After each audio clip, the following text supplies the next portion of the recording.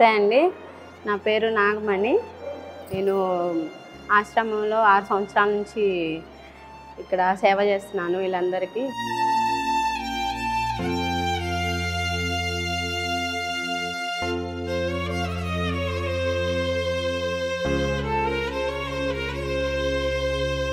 ఇక్కడ లేడీస్ ఒక 200 మంది ఉన్నారు.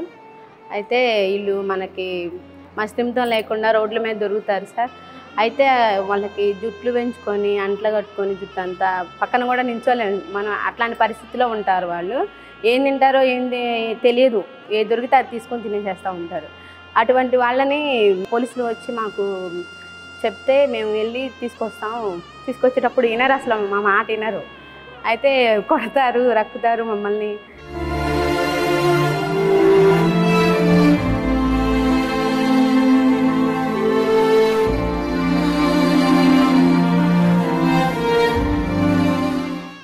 ఇట్లాంటి వాళ్ళని తీసుకొచ్చి ఇట్లా మంచిగా జుట్టు తీయించి మేము నీట్గా ఇలా రెడీ చేస్తాము సార్. అయితే మార్నింగ్ వాళ్ళకి కంటిన్యూగా మా దగ్గరికి వచ్చిన కాడి నుంచి భోజనం కానీ, మధ్యాహ్నం ఫ్రూట్స్ కానీ, ఈవినింగ్ మళ్ళా భోజనం కానీ కంటిన్యూగా అలా మెడిసిన్ కానీ అలా ఇవ్వబట్టి ఇక్కడ ఉన్న వాతావరణాన్ని బట్టి వాళ్ళు మంచిగా అవుతారు.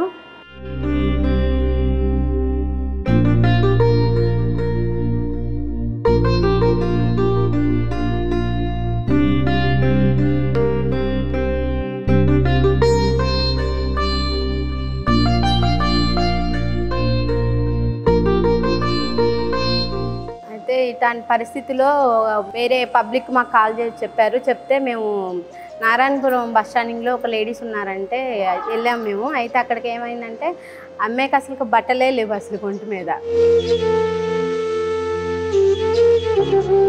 అక్కడ చాలా పబ్లిక్ ఉన్నారు కానీ అసలు బట్టలే లేవు అసలుకి. ఆ సిచ్యువేషన్ చూడంగానే మాకు కాల్ చేయగానే మేము వెళ్ళాము తీసుకురావడానికి. ఇంతమంది ఉన్నారు, కనీసం తనకి క్లాత్ అని ఇవ్వలేదే అని చాలా బాధ అనిపించింది మాకు.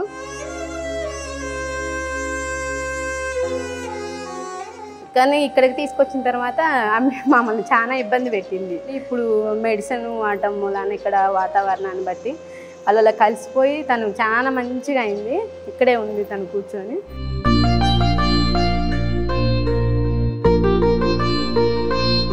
తను తీసుకొచ్చిన తర్వాత ఆ రైస్ పెట్టామండి. అన్నం పెట్టినా కానీ అస్సలకేం నాకు వద్దు వద్దు వద్దని నెట్టేసింది.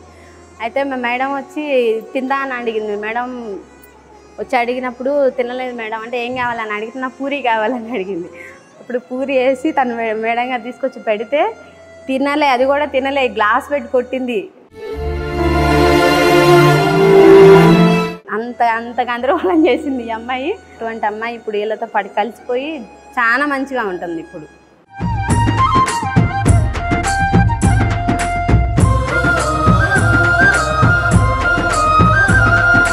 ఈ అమ్మాయి మా దగ్గరికి వచ్చి 2 సంవత్సరాలు అవుతుందండి. అయితే ఇప్పటికి కూడా రమ్మంటున్నా కానీ లేచి రావట్లేదు చూడండి. తను భయపడుతుంది.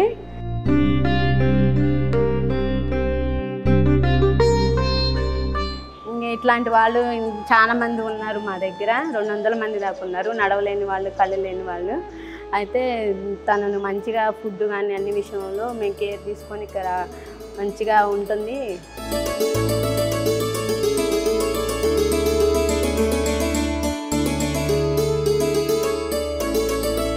వీళ్ళలో చాలా మంది తినరు సార్. వాళ్ళు ప్లేట్లు ముందు పెట్టినా కానీ చాలా మంది తినరు.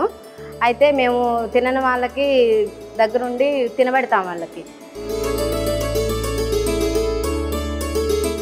వాళ్ళు హెల్త్ పరంగా కూడా చాలా వీక్ అయిపోతూ ఉంటారు. అంటే రోడ్ల మీద అట్లా ఏం తింటారో తెలియదు కదా మనకి. కానీ సర్వీస్ చేయటం మాకు చాలా హ్యాపీగా ఉంది.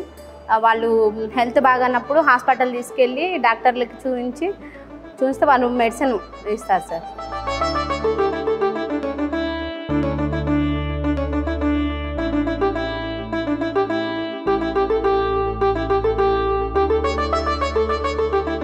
అయితే మేము 5 గంటలకు వస్తామండి. వచ్చిన తర్వాత మాకు ఇలా లేపి వీళ్ళకి బ్రష్ చేయించి, కొంతమంది పళ్ళు రుద్దరు, అటువంటి వాళ్ళకి రుద్దమని చెప్పి వాళ్ళకి స్నానాలు చేసిన తర్వాత ప్రతిరోజు 8 గంటలకు మేము కిందికి తీసుకెళ్ళి ఒకరోజు పూరి, ఒకరోజు ఇడ్లీ, ఒకరోజు వడ, ఇట్లా రోజుకు ఒక ఐటమ్స్ పెడతామండి ఇక్కడ మేము ప్రతి ఒక్కరికి.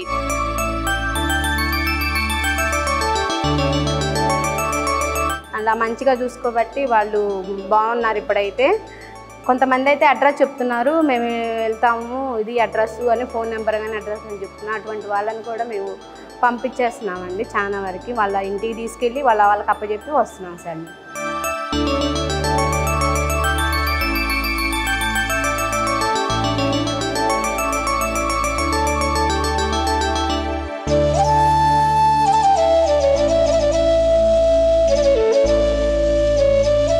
కానీ వాళ్ళు ఎవరన్నది గుర్తుపట్టి తను తీసుకెళ్తే ఇంకా బాగుంటుంది సార్. బెటర్ అయింది కదా, మంచిగా అయింది కదా ఇప్పుడు.